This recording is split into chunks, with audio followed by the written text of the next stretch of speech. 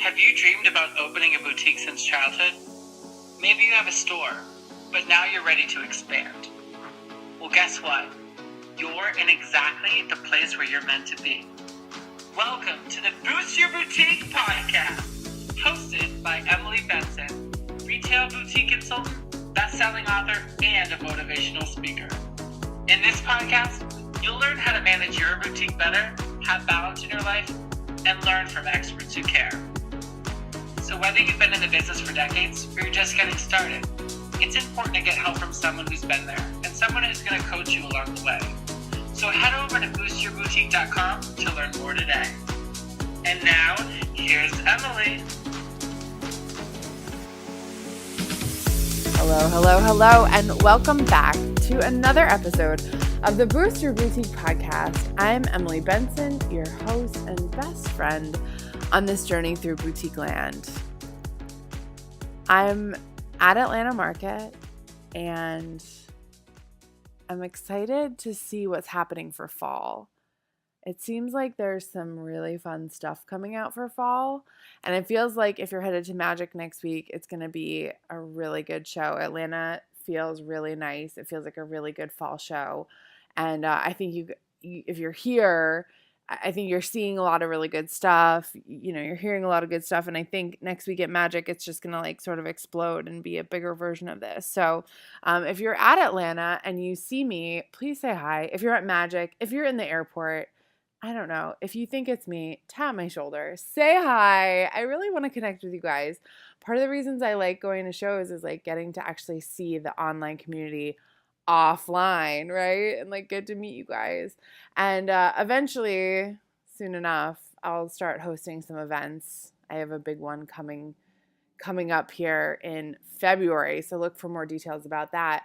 But honestly, like I really want to say hi, see how you're doing, connect. So make sure that if you do see me, don't be scared of me or worry about, interrupting or whatever. Like, it's all good. Like, we're just at Market. Just tap me on the shoulder. Tell me who you are. Tell me where I should know you from. Like, please remind me, because sometimes my brain doesn't work at Market, especially because it's so overloaded. But remind me where you're from, and just let's chat for a minute, okay? That would like make my heart so happy.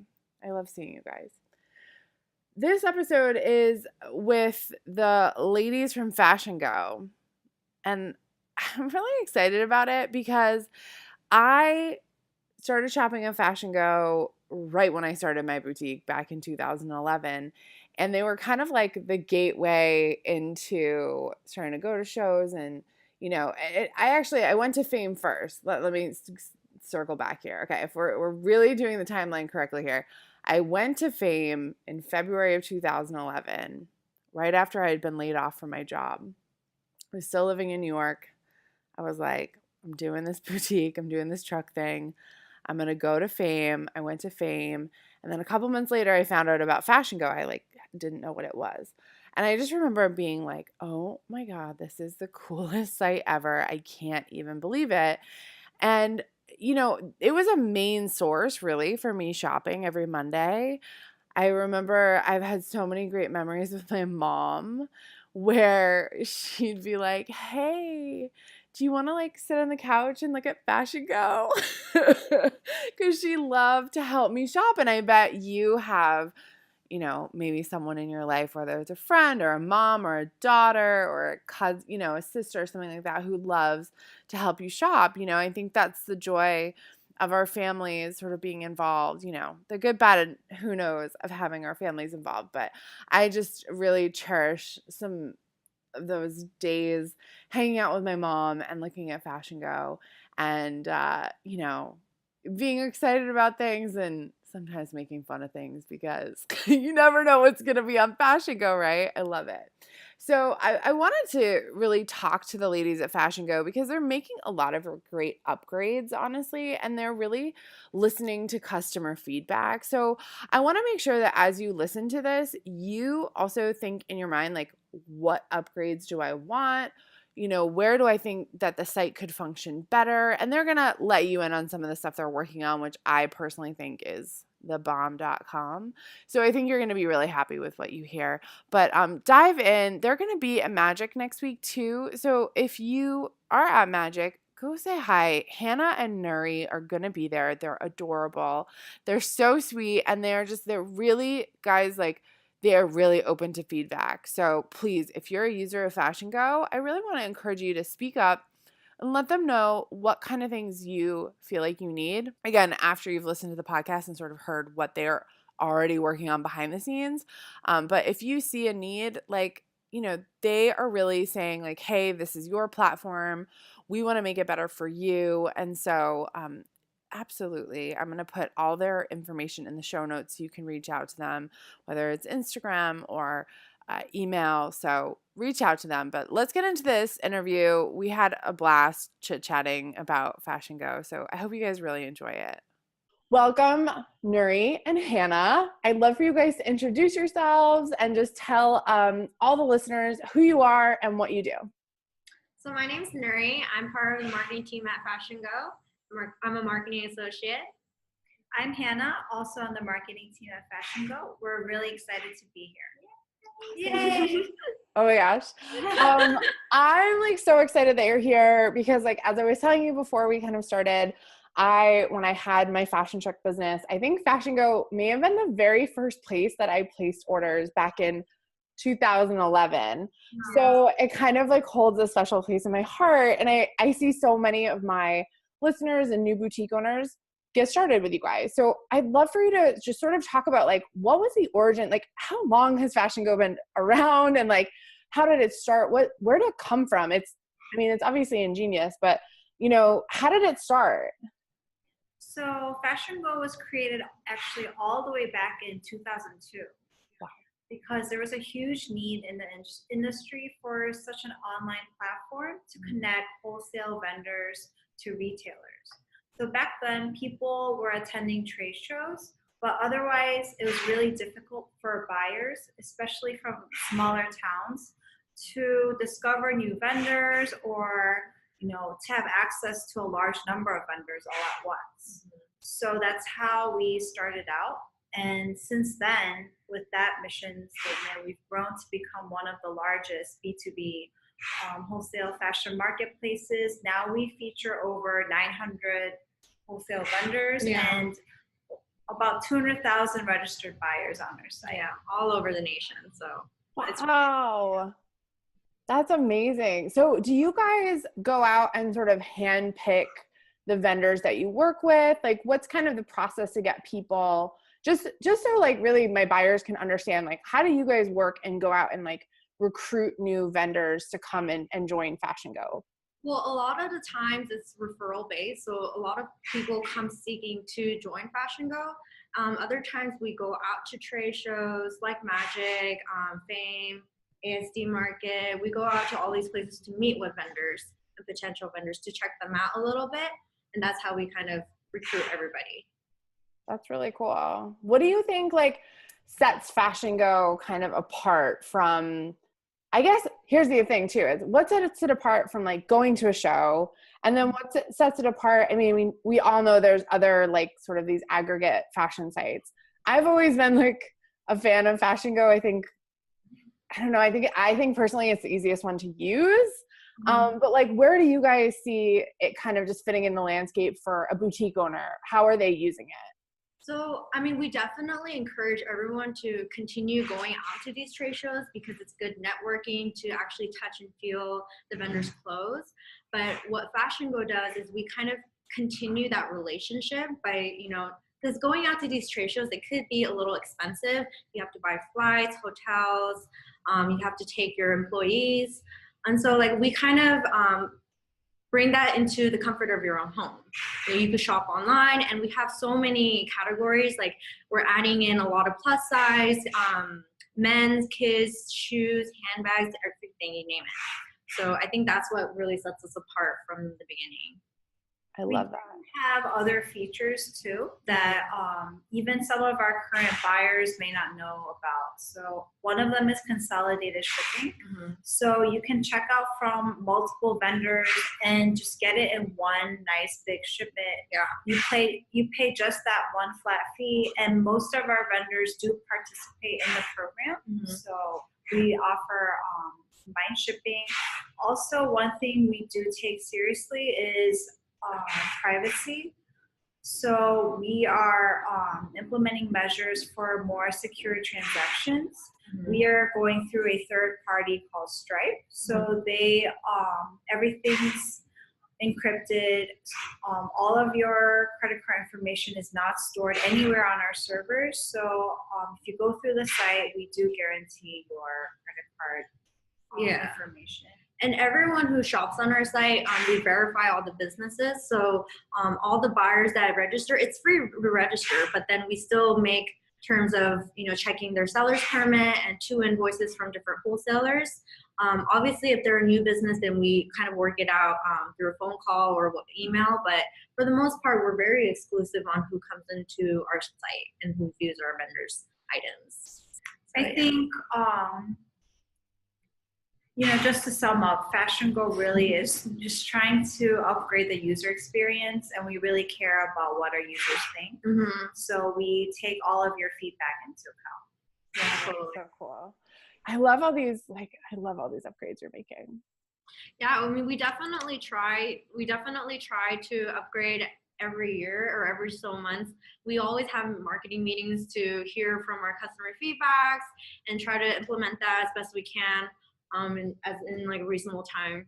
So I love that. Yeah, it sounds like a lot of things that, women in my community have been concerned about, like credit card encryption and definitely the consolidated shipping. That I think is something huge that they can tap into even more and more. But I know everyone's super sensitive about their credit cards. I never had a problem, I'll say.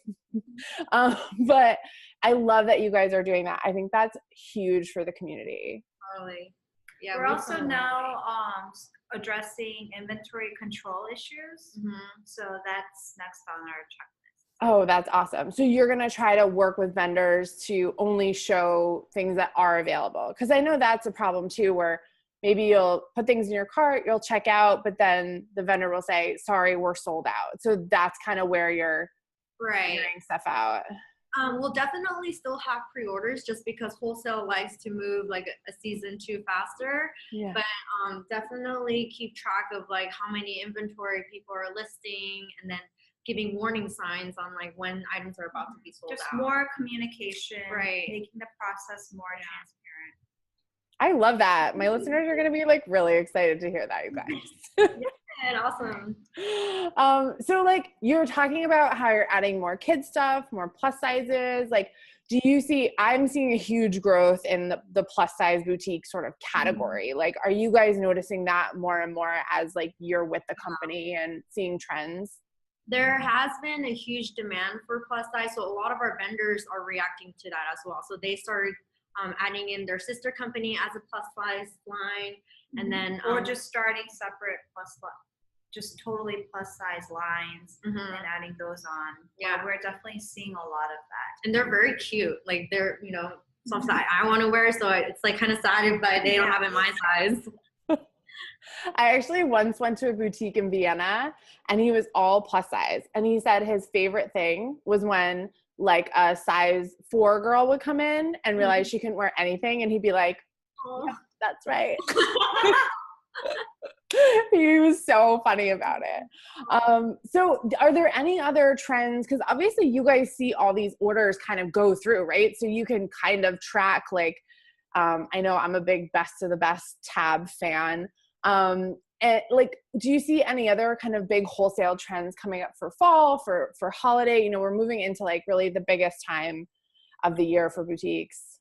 Yeah, so some of our, we have like the top keywords that we kind of release on the weekly and social media.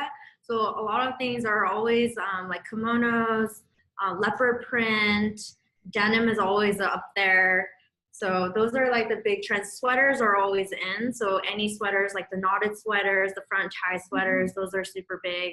Cardigans, now that people are searching for fall stuff. Right. Booties. Yeah.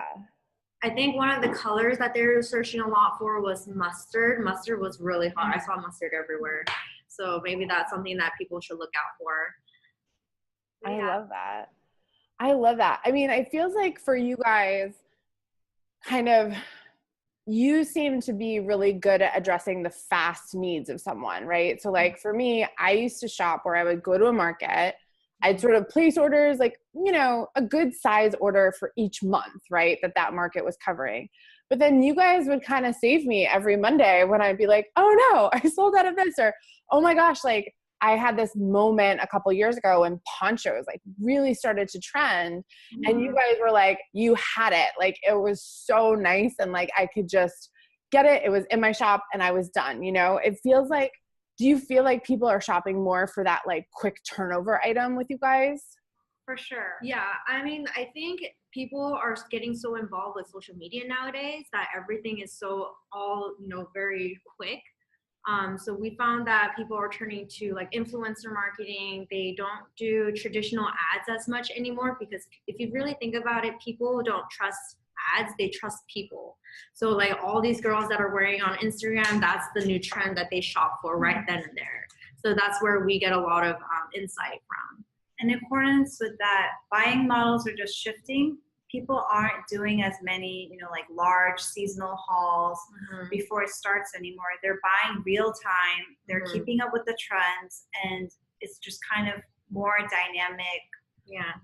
And we're trying to meet that speed of consumer demand. Keeps us on our toes. I mean, you guys must have seriously like the coolest and hardest job, like all at the same time. Like, I feel like, you know, what are some of the things you feel like, what do you see down the line for FashionGo, like kind of renovating, or, you know, how are you going to continue to make the user experience even better and better? Or are there things that maybe my listeners don't know that you have hidden in there that, you know, would be easy to, you know, it's such a big site. Like, how could I more easily like navigate, you know, as a user? So FashionGo, for us, we really need to be that platform that's continuously adjusting to the patterns of sales and consumer engagement. So currently we're revamping our search engine to make it more relevant. So it makes it easier for you to find the items and the styles, the brands that you want. We're also adding a more customized recommendation algorithm. So, you know, like a recommended for you, or like people who viewed this bought. So something that would be more customized and relevant, just making everything more streamlined and efficient for our users. Yeah, and also we know we are an online platform, but we take it seriously offline as well. So we continue to look for collaborations such as yourself. We collaborate with Boutique Hub. So we're trying to constantly go out to these trade shows to gain more of that innovation and, you know, improve our website.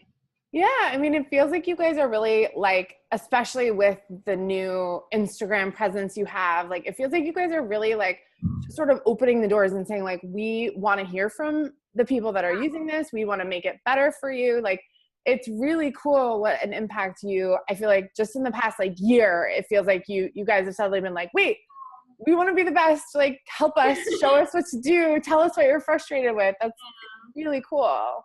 Totally. Yeah, we're not perfect. This is why we need your help to like give us feedback and let us know what we really look like, you know, in front of people. Yeah. Well, tell me about, I mean, I think one of the biggest things you guys have done too is this new partnership with UBM and Kelly, who we had on the podcast a couple weeks ago. And you guys are going to be at Magic in a couple weeks. I'm excited about that. I'm going to come see you. Oh, yeah, that would be super good. Yeah, we're so excited about this partnership. It's our first time exhibiting at Magic. We're actually gonna have a huge booth. We're bringing 33 new vendors that have never been to Magic before. So this is kind of like our way of helping our vendors and then bringing new businesses to our boutique buyers. So we're really excited about that. Yeah, we actually watched your episode with Kelly. Yeah. And we've been featuring a column on our website called Kelly's Magic Monday. So it's like trending pieces from our vendors, as well as like a close-up interview with one of our retailers. So if you haven't checked it out yet, you should. Yeah, those are all handpicked by Kelly. So I love it. I still have, I'll be honest, I still have my login for FashionGo so I can go look at things. And and I loved her Taylor Swift tour trends this week. That was great. I'm a Taylor Swift fan, so. Isn't everybody? So like, how did you guys pick these vendors that you're bringing with you? Are they like people that, have people been ordering from them a lot, or are they, what was the criteria for the people you wanted to bring with you?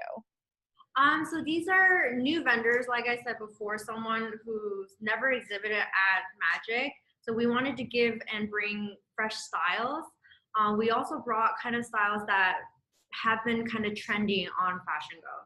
So these are, someone that has an audience at Magic. So that's kind of like how we picked them. Yeah. We also try to feature different kinds, like we have activewear, we have accessories, shoes, jeans, just something for everybody. Yeah. Oh, cool. Oh my gosh, I can't wait to see the booth. That's going to be so much fun. We also have a photo booth. We're also having a raffle, so it'll be a lot of fun. Yeah, we're having this raffle where we give out the ultimate boutique bundle with different samples from different vendors. So lucky winners will win that bag. So we also have a photo booth contest. So. Yeah. Oh my God, I love it. So you're making it fun. You're making it practical for buyers to stop by and like see what's going on. It sounds like you guys are doing a really nice job just sort of incorporating like what you've always done really well, frankly, in my opinion. And updating with new stuff. I mean, that I remember every morning I would log into FashionGo. I would hit the best of the best tab and I'd be like, what's everyone buying? And that's my, like, you'll always have best of the best, right? Like you'll never get rid of that tab. No, that's me. Yeah, we also have a promotion tab where you can see all the deals that vendors are listing. So that's another great tab people can check out. Okay. It's actually next to best of best. Is it right next to it? Okay. So guys, if you're listening, I'm talking about there's up in the upper right-hand corner, sort of near like your user and the shopping cart, there's always a best of the best tab. And it's fun because you get to see, it's updated hourly, right? Like with who's ordering what. Yeah. Mondays. I feel like those are my days. Categories, so if you have something specific that you're looking for, it's all there. I love it. So, okay, tell me if there's one thing that you want listeners to take away about FashionGo, what is that? I mean, I guess like we're always trying to build a stronger relationship with our buyers. I know it seems like we're a huge company and like we're online, so you guys don't really know what we look like, but we're real people behind computers that are here to help your business. We really we want your feedback. And we want to make improvements. We're constantly, just finding new ways to help and upgrade the user experience. Awesome. Awesome. And so, okay, so I know you guys DM me on Insta. You're like so quick on DM. It's crazy. What is the best way? Like, if, listeners want to give you feedback. Is there like a best practice in how to kind of talk to you guys and tell you what they're looking for? Yeah. So we recently opened up a Facebook community where buyers can join, and these are exclusive to buyers only, so we kind of verify all of that. But you can basically write questions, concerns, anything like that to let us know, and like let us know what you think of what's going on. We're always here by email, phone, Instagram. So just shoot us a DM. Yeah, perfect. We'll respond. So. I love it. Oh my God, you guys are awesome. I'm so happy that I could have you on the podcast. It's been really fun, and I'll have to come by Magic and we'll do a little tour of the booth, and that would be really fun. Yeah. We also do one thing I wanted to mention is that we also do Wednesday live on Instagram now. So we try on different vendors' clothes. I don't know about you guys, but I like to see clothes on to what it really looks like. So we do that live every Wednesday at 10 a.m. So Awesome. We do that at Magic too. And we usually feature like a special promo code for people who are watching. So Yeah. another reason to tune in. I like it. You guys are like on it. You like know what's up.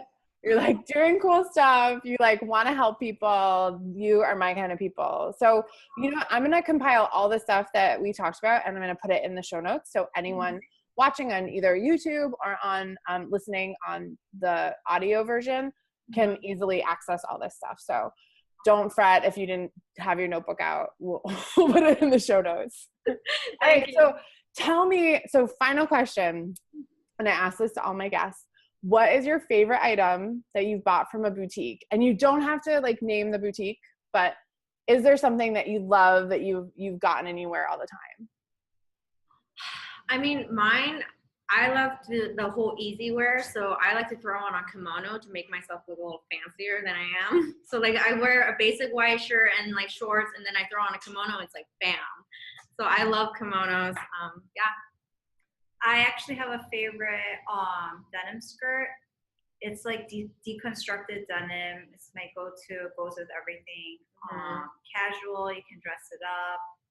So that's a closet staple for me. I love it. Cool, you guys. Well, thanks so much for being on the Boost Your Boutique podcast. I really, really appreciate you coming on and just letting listeners know how much you're doing for them really behind the scenes. It's really cool. Thank you for having us. Yeah. It's really fun. Yeah. Good. Did you love this episode as much as I did? Head over to iTunes and rate and review the Boost Your Boutique podcast so more amazing and creative boutique owners like you can find out about it. And don't forget, head over to boostyyourboutique.com to learn more.